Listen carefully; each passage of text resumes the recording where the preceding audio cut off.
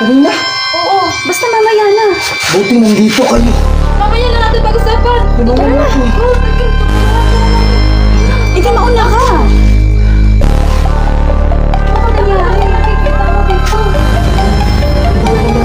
Sabi sa inyo. May manananggal dito eh. Tama ko dito.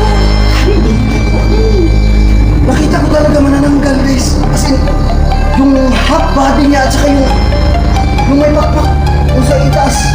May manananggal dito. Meron kasi akong hinahanap na kaibigan eh. Kuya Pido ang pangalan. Pido ang pangalan. Nandito. Tara, namin namin. Ayun kayo, pasok kayo. Kuya, maingay ha. Saan ko dito?